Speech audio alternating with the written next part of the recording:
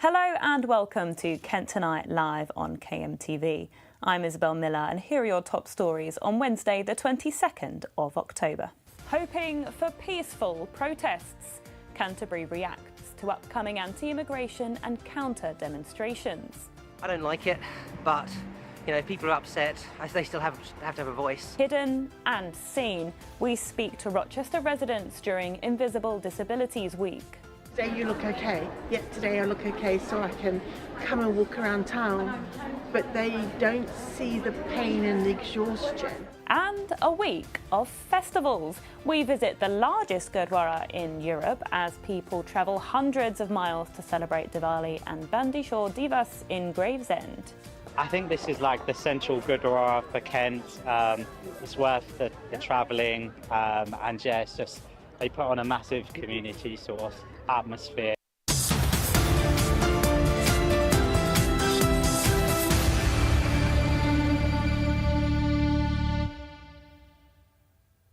Our top story tonight. This weekend, Canterbury will see more protests. Similar to one that took place in September, protesters will focus on the housing of asylum seekers in the city. There will also be a counter-protest.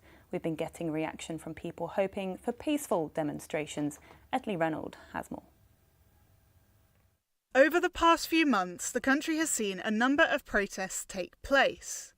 And another protest is set to happen here in Canterbury this weekend, along the same topic of asylum seekers and accommodation here in the town. On Saturday, the 25th of October, a second protest will be taking place in the historic town in just over a month. But how do residents and those who work in the area feel? I'm kind of mixed about it. One side, I believe that everybody has the right to protest and the freedom of speech. The other side of the coin is that I disagree with what their approach is. I feel that it might be difficult for people who live and have to work and travel through Canterbury if it gets out of hand. If it's a peaceful protest, then everyone's entitled to their opinion. I don't like it, but if people are upset, they still have to have a voice, and hopefully we can find a productive way forward and maybe a bit more understanding to try and get to what the real issues are. Additionally, much like last time, counter-protests will be taking place.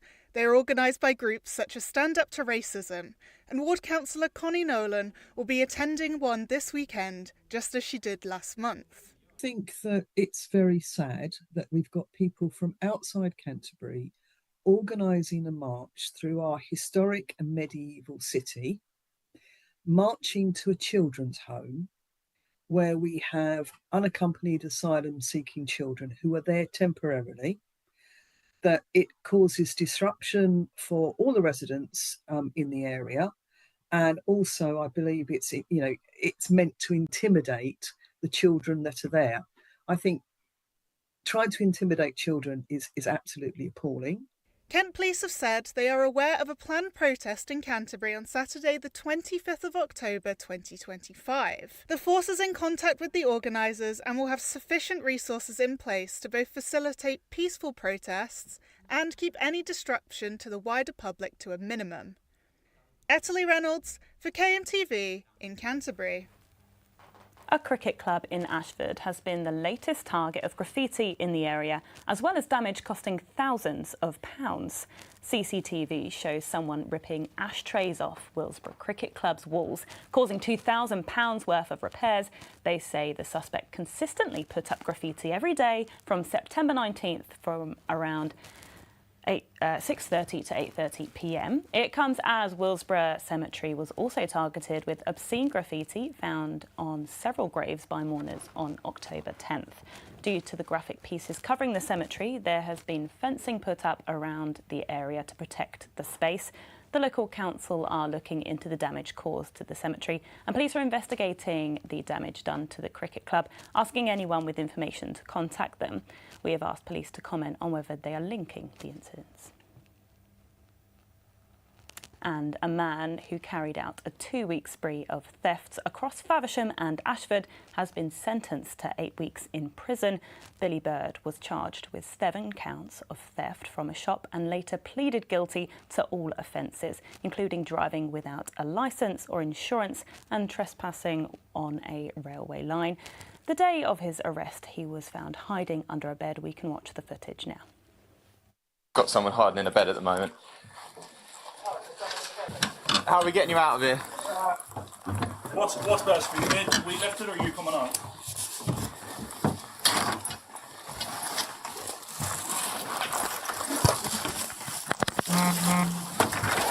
Oh, it's Billy. You're under arrest, mate. Early plans for new homes in Mepham have been revealed, but face opposition from those wanting to protect the Greenbelt land. House builder Taylor Wimpey have proposed 150 new homes on the nearly 8-hectare farmland site, saying half will be affordable.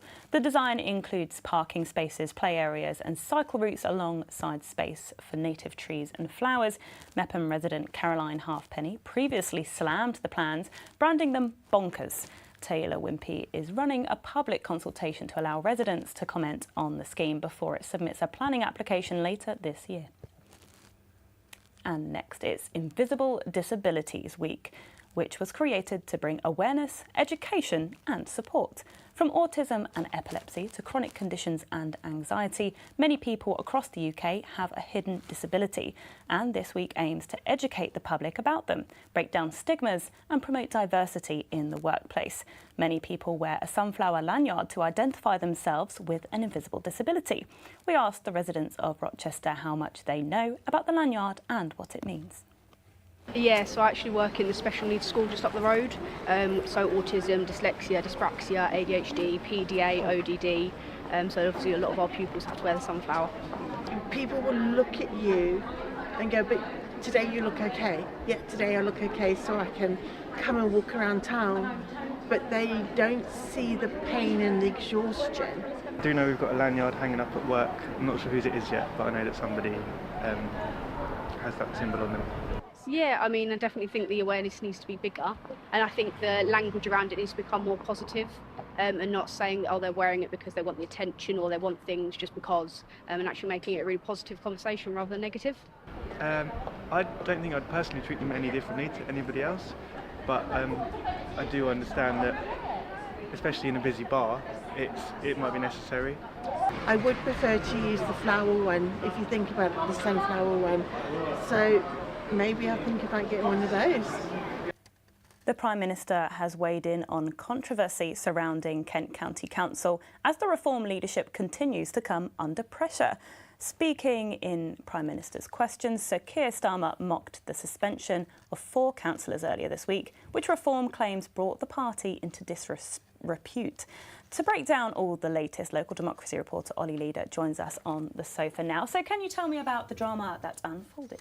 So we'll get to this in a bit, because let's break down exactly what brought us to the Prime Minister bringing all of this up in Parliament. Over the weekend, The Guardian got their hands on a leaked meeting from August where it appeared to show Lyndon Cam-Carran, the leader of KCC, clashing with backbenchers unhappy with the way she was leading things. And you know what? We actually have a clip from that video to show you how tumultuous that meeting really was. There physically isn't time at this stage. So what we've done... I'm not asking you to run through everything. I'm just asking you... Well, you are. That's exactly what you're asking me to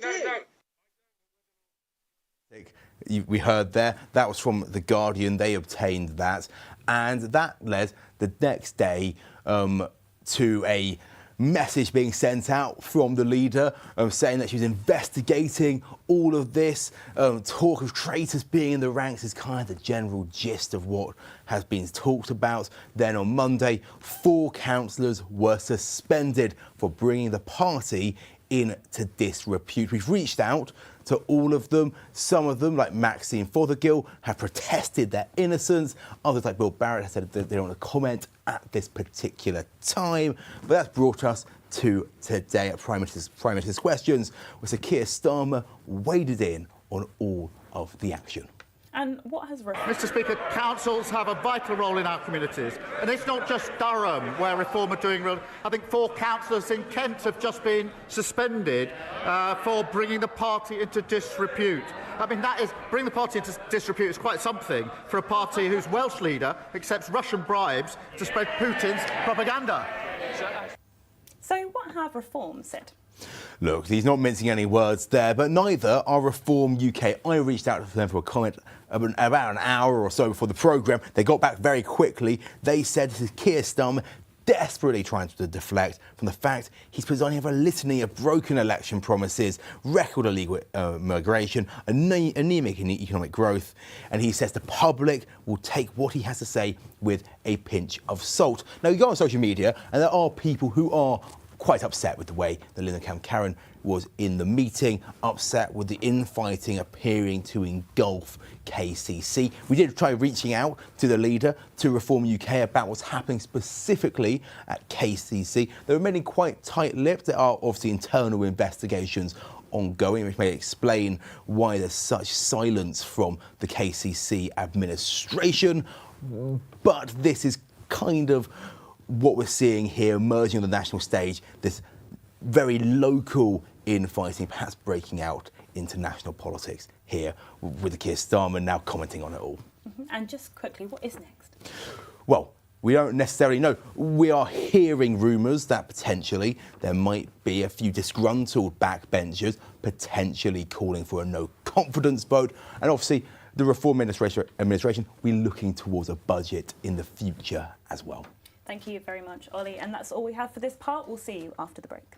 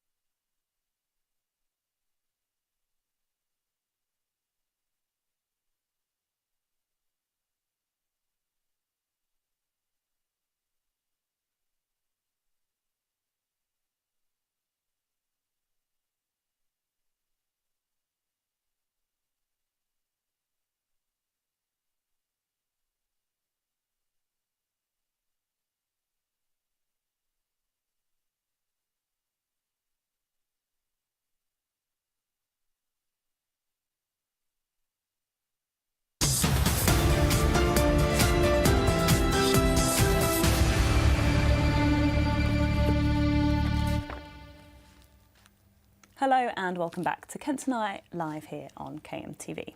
A Herne Bay nightclub owner is hoping to tackle antisocial behaviour with discos for under 18s. Nathan Ahmed and his family have run Vivid for 15 years and are now teaming up with youths in the Bay to host events aimed at 11 to 15-year-olds. The first will be on Halloween from 6 till 10 p.m. The club's safety measures include DBS-checked employees as well as removal of alcohol. According to Nathan, the mission is to keep kids off the streets while offering a welcoming space for making new friends and creating lasting memories. An American fast food giant has opened its first UK restaurant here in Kent. Seafood chain Captain D's opened its doors in Broadstairs, with the location acting as the flagship store across all of Europe. Known for fried seafood and chicken dishes, the chain exceeded expectations, serving over 1,500 meals on opening day alone. Customers were welcomed with £1 fish and chips deal. Those spending over £15 were also awarded a free T-shirt. Fran Donovan, Centre Director of Westford Cross Shopping Centre, described Captain D's as bringing something unique, not just to Broadstairs, but to the country. Now, let's take a look at the health headlines across Kent, including a breakthrough that will assist the prescription of antidepressants based on individual needs. And, according to a new study, a blood test for more than 50 types of cancer could help speed up diagnosis. Joining me is Dr. Julian Spinks.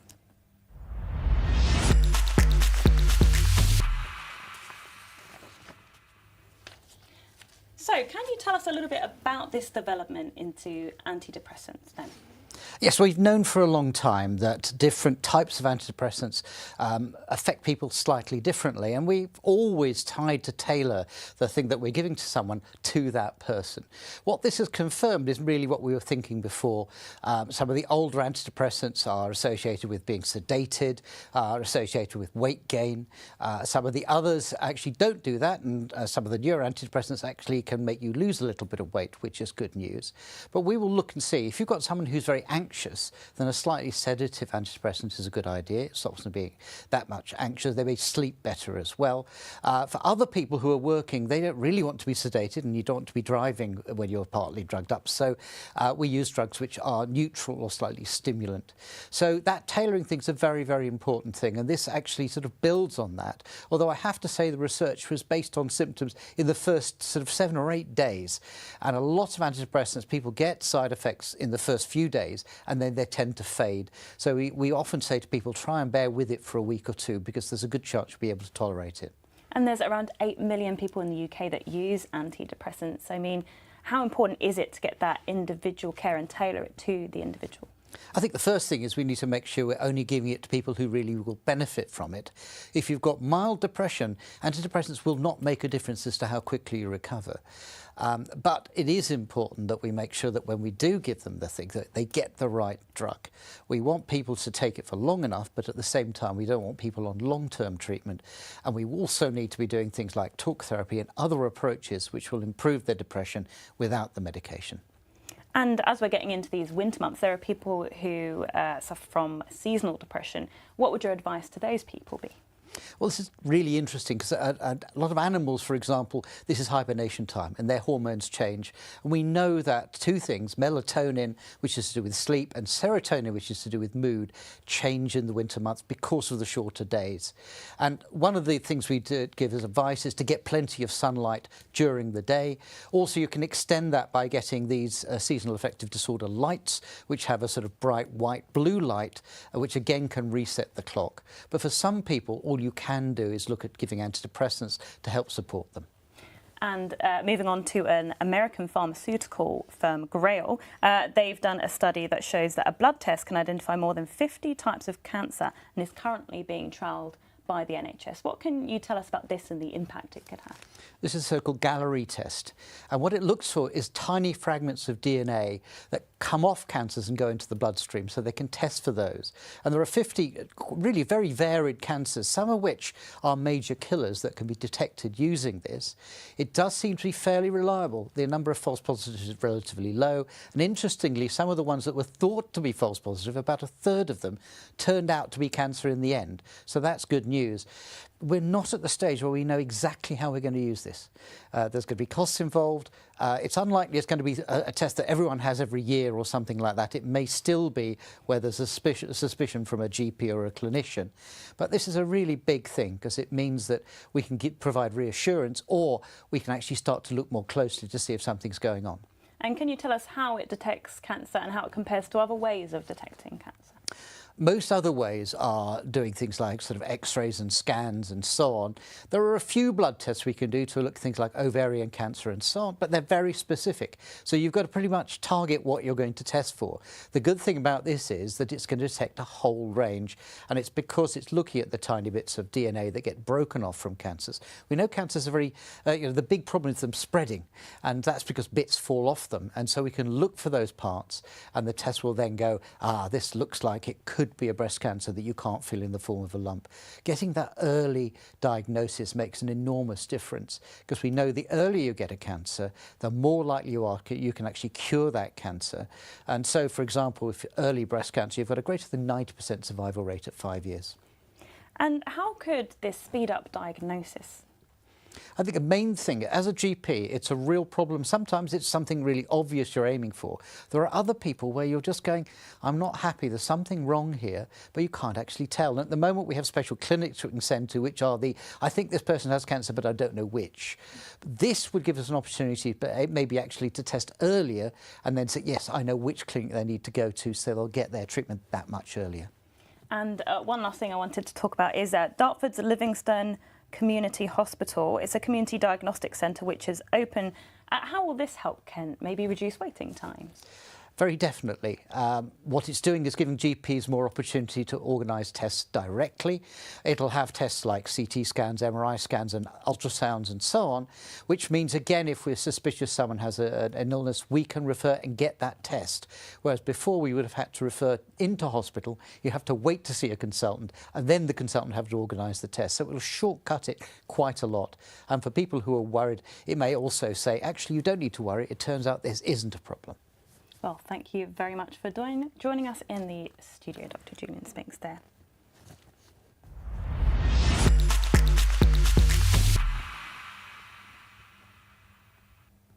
Now, don't forget, you can keep up to date with all your latest stories across Kent by logging on to our website, kmtv.co.uk. There you'll find all our reports, such as this one, which takes a look into Restart a Heart Day, aiming to increase the number of people who can perform CPR and save lives during an out-of-hospital cardiac arrest. Restart a Heart Day is exactly what it sounds like.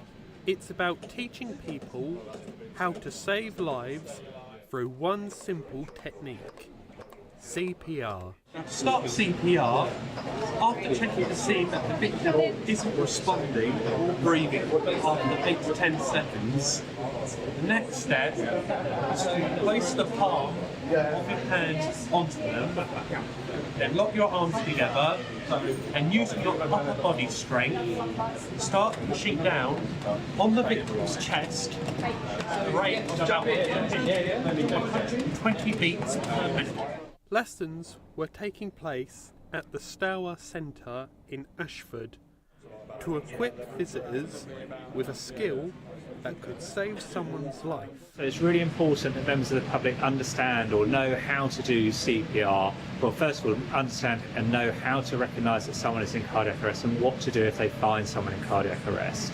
Although the ambulance service prioritises cardiac arrest patients, as that there are category 1 incidents, it's what the members of the public, family and members of the community do in the meantime whilst the ambulance is on the way that makes the biggest difference between a life lost and a life saved. I mean, from personal experience, I've been in a situation where I've had to do CPR out in public. I think if everybody can have those skills and know at least that, you know, it's okay to try your best in this situation, that actually that's all we need. Restart a Heart Day has an important meaning to healthcare workers, as around 30,000 people in the UK have a sudden, out-of-hospital cardiac arrest. I came in today with Amber as a lovely foundation to do some CPR training. I'm luckily already know a little bit about CPR, but I found today as kind of like a really helpful refresher. Medical staff are hoping that the public take these lessons to heart. Henry Luck for KMTV in Ashford. Now it's time to take a look at the weather for the coming days.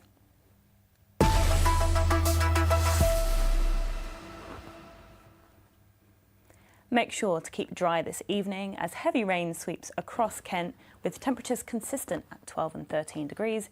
Moving into tomorrow, Kent is hit by a yellow weather warning as nights, heavy rain and strong winds persist.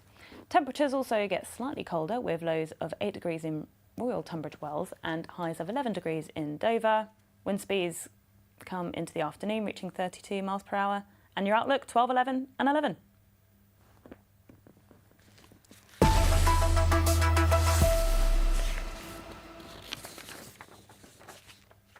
And now it's time for a break. Up next, Kent Police begin preparations for another anti-immigration protest in Canterbury following the previous demonstration in September. And Canterbury Festival continues. Join us with all the latest in the local arts community programme and a chat with the festival's director, Susanna Stevenson. See you in a moment.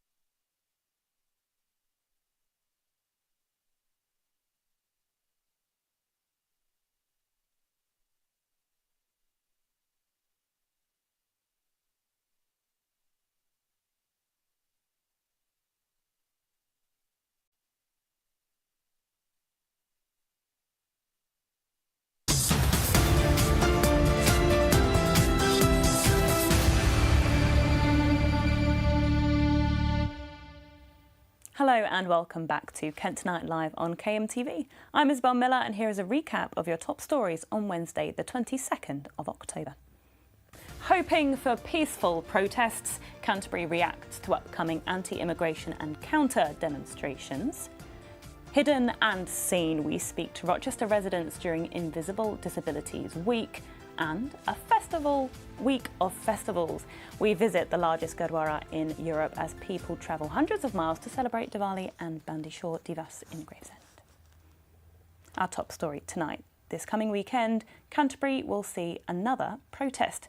Similar to the one that took place just more than a month ago, the protests will focus on housing asylum seekers in the city.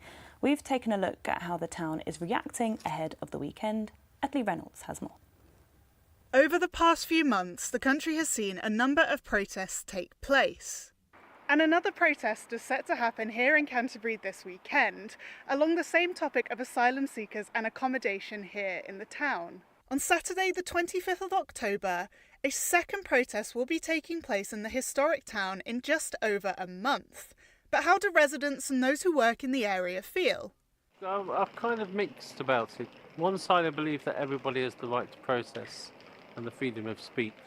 The other side of the coin is that I disagree with what their approach is. I feel that it might be difficult for people who live and have to work and travel through Canterbury if it gets out of hand. If it's a peaceful protest, then everyone's entitled to their opinion. I don't like it, but if people are upset, they still have to have a voice, and hopefully we can find a productive way forward and maybe a bit more understanding to try and get to what the real issues are. Additionally, much like last time, counter-protests will be taking place. They are organised by groups such as Stand Up to Racism, and Ward Councillor Connie Nolan will be attending one this weekend, just as she did last month. I think that it's very sad that we've got people from outside Canterbury organising a march through our historic and medieval city, marching to a children's home where we have unaccompanied asylum-seeking children who are there temporarily, that it causes disruption for all the residents in the area. And also, I believe it's meant to intimidate the children that are there. I think trying to intimidate children is absolutely appalling. Kent Police have said they are aware of a planned protest in Canterbury on Saturday the 25th of October 2025. The force is in contact with the organisers and will have sufficient resources in place to both facilitate peaceful protests and keep any disruption to the wider public to a minimum. Ettley Reynolds for KMTV in Canterbury. It's Invisible Disabilities Week, which was created to bring awareness, education and support. From autism and epilepsy to chronic conditions and anxiety, many people across the UK have a hidden disability, and this week aims to educate the public about them, break down stigmas and promote diversity in the workplace. Many people wear a sunflower lanyard to identify themselves with an invisible disability. We asked the residents of Rochester how much they know about the lanyard and what it means. Yeah, so I actually work in the special needs school just up the road. So autism, dyslexia, dyspraxia, ADHD, PDA, ODD. So obviously a lot of our pupils have to wear the sunflower. People will look at you and go, but today you look okay. Yeah, today I look okay, so I can come and walk around town. But they don't see the pain and the exhaustion. I do know we've got a lanyard hanging up at work. I'm not sure whose it is yet, but I know that somebody has that symbol on them. Yeah, I mean, I definitely think the awareness needs to be bigger, and I think the language around it needs to become more positive, and not saying, oh, they're wearing it because they want the attention or they want things just because, and actually making it a really positive conversation rather than negative. I don't think I'd personally treat them any differently to anybody else, but I do understand that, especially in a busy bar, it might be necessary. I would prefer to use the flower one, if you think about it, the sunflower one. So maybe I'll think about getting one of those. Thousands have gathered for one of Kent's biggest events in the local arts calendar. The Canterbury Festival started last Friday and will run through until November the 1st. Visitors have a whole host of celebrity appearances, awe-inspiring performances and cultural activities to look forward to across the city. Joining me live is the festival's director, Susanna Stevenson. Thank you very much for joining me. So can you tell us what the festival is about? Of course. I mean, the Canterbury Festival is in its 41st year and it's a huge celebration of culture, creativity and community. So like you said, we started last week with some fantastic concerts from the likes of Evelyn Glennie and the 16 in the Nave. But we also have loads of gigs and comedy, talks, walks, free events and family events too, with a family takeover actually coming up this weekend on Saturday the 25th of October, where we have everything from a Moomin's puppetry show, Water Perry Opera doing Winnie the Pooh, a Draw with Rob event, a science demonstration, but also a whole load of free events, because we want people who are wanting to engage and find something to do to have the chance to come and get a taste of making something, making a mask out of cardboard, or trying out a new game being developed by Canterbury Christchurch University.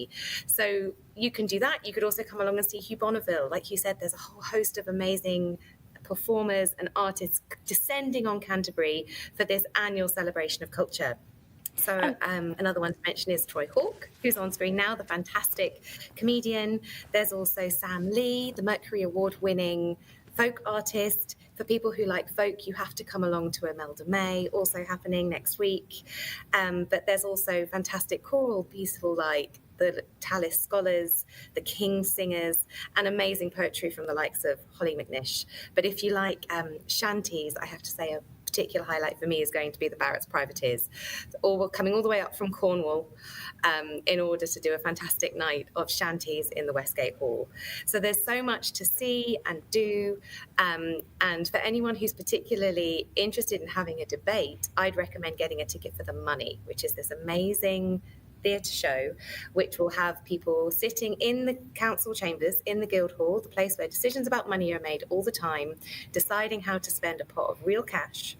And the rules are simply, if they can agree how to spend it unanimously within 60 minutes, they can do that. So if they want to buy 15 kilos of chocolate, that's what they get to do. If they want to give it to a cat charity, that's what they can do. But the amazing thing is that you can either take part or you can sit and watch. And it's all about how we interact with society, because the arts relate to now. They don't sit in some abstract ivory tower. So I hope that people have a look at the programme and find something that they want to come to. Even people with babies, you can come to a comedy gig designed especially for you, because it's called Bring Your Own Baby. And we recommend not coming if you have a little one older than 18 months old, because they might have started to develop their language a bit too much. I see. And how have visitors reacted to, I mean, that's a lot of stuff you've mentioned. How have visitors been reacting so far? We've had some fantastic responses and really good audiences too.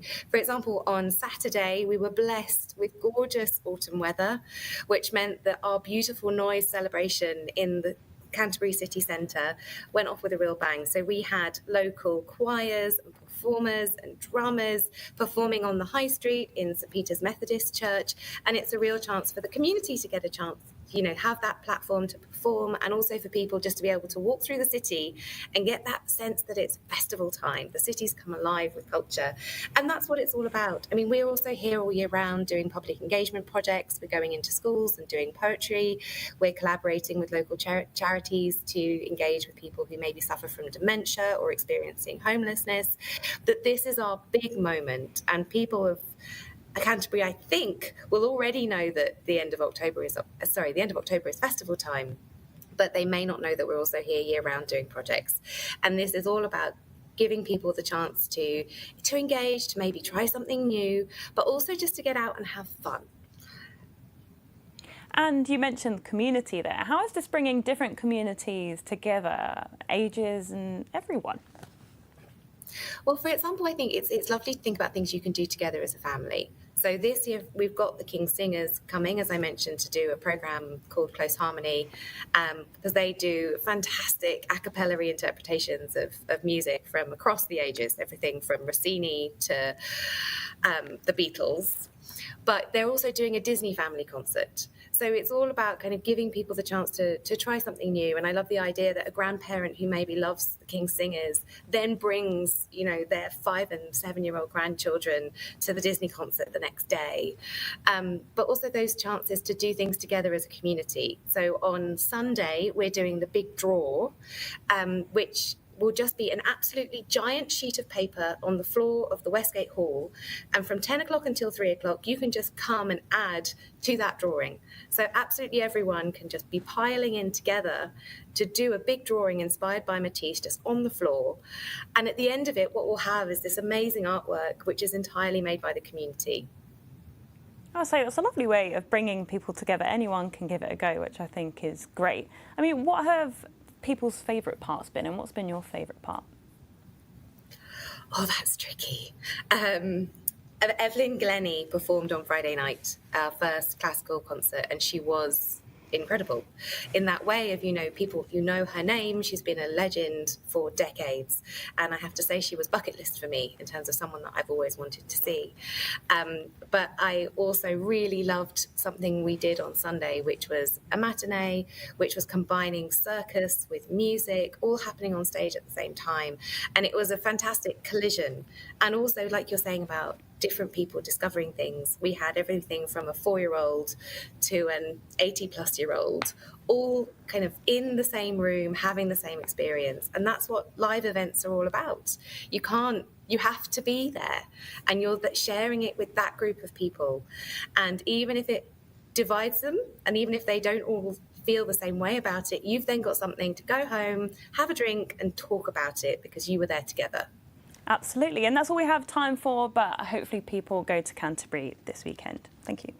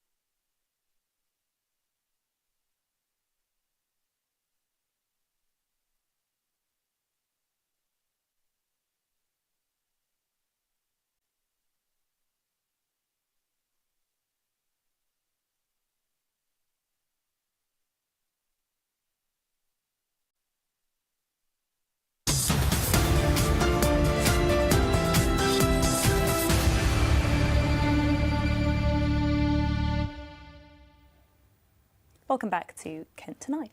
The MP for Dover is especially proud that a local school is the first to join a national programme called RISE. Mike Tapp, Labour MP for Dover and Deal, is delighted as Astor Secondary School signs up to the Regional Improvement for Standards and Excellence, known as RISE. It's part of the government's aim to improve education standards in classrooms across England with an initial £20 million investment. The MP said he is proud that his constituency is leading the way in the effort to give every child the best start in life.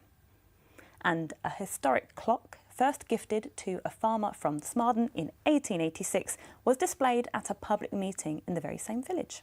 The clock was given to George Cooper, who worked at Ash Farm. He refused to pay the tithe, a tax collected by the church during the 1800s, which dated back to medieval times.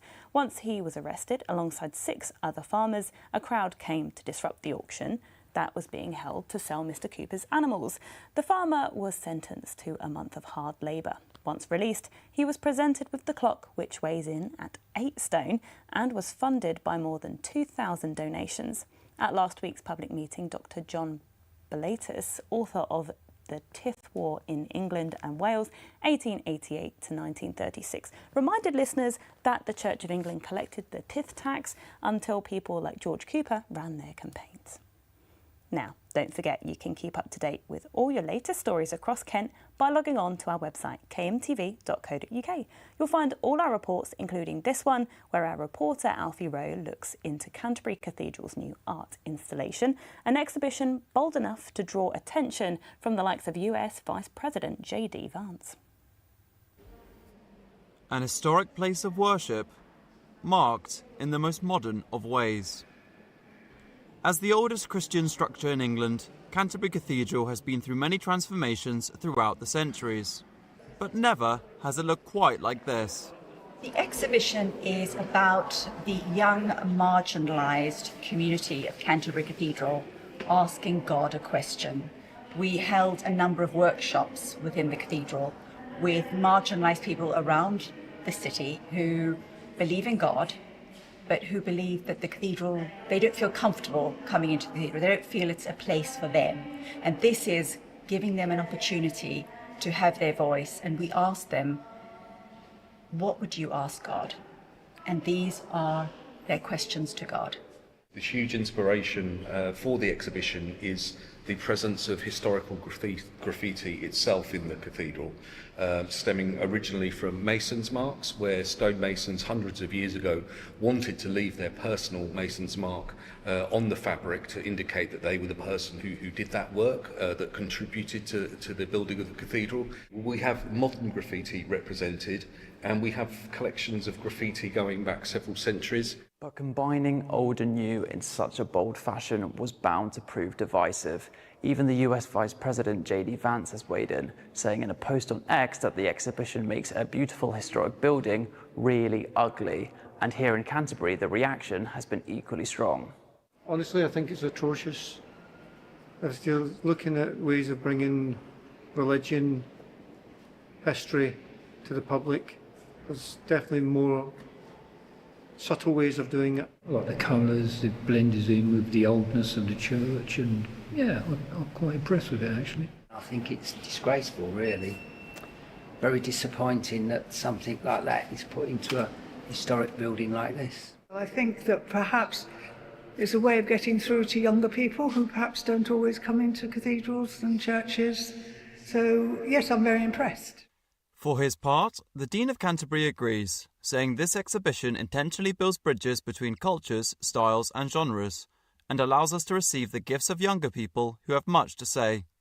But whether considered works of art or glorified street tags, what is certain is that the Hear Us exhibition will continue to attract attention and encourage discussion. Alfie Rowe for KMTV in Canterbury. Now it's time to take a look at the weather.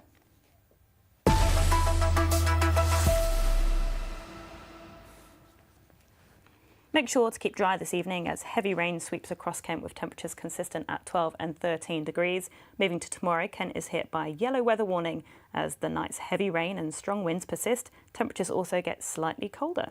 Wind speeds peak as we come into the afternoon, reaching 32 miles per hour from the east and 20 miles per hour from the west, with the county levelling out.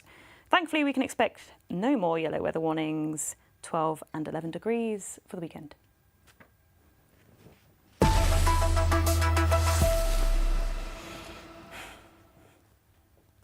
And finally, fireworks have been flying and communities have been coming together for Hindu, Jain and Sikh festivals happening across Kent this week. Monday was the start of Diwali, the Festival of Lights, where 5 days of festivities honour the triumph of good over evil. Yesterday, Sikhs across the world celebrated Bandi Chhor Divas, which remembers the liberation of the 6th Guru from prison. Megan Shaw went to Gravesend Gurdwara to join in on the celebrations. Warning, this report contains bright flashing lights. From fireworks to food to faith, festivities were in full swing last night at Gravesend Gurdwara, where Sikhs gathered to celebrate Bandi Chhor Divas, or Prisoner Liberation Day. The day pays respect to the 6th Guru, who was imprisoned before eventually being released alongside 52 Hindu princes. Its celebration pays respect to the values of justice, freedom and compassion, central to the Sikh faith. For many Sikhs across Kent, the day is sacred. Well, I regularly come Gurdwara Sahib and all friends come together to celebrate this festival. It's very important for us. We are coming from 60 mile from Folkestone. I think this is like the central Gurdwara for Kent. It's worth the travelling and yeah, it's just they put on a massive community sort of atmosphere. Today, Sikhs are here in the Gravesend Gurdwara to celebrate Bandi Chhor Divas. As you can see, it's quite busy here, and yeah, it's quite a special occasion for us. My cousin sister here, she will be singing a Shabbat for the special occasion. मैं बिन गुर देखे नींद नावे नींद नावे.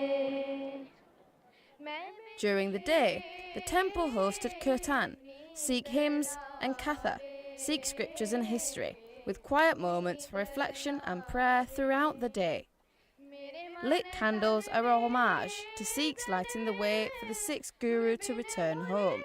And then, when the sun had set, a vibrant show of light. Bandi Chhor Divas coincides with Diwali, the Hindu festival of lights, though sometimes Sikhs and Hindus celebrate both.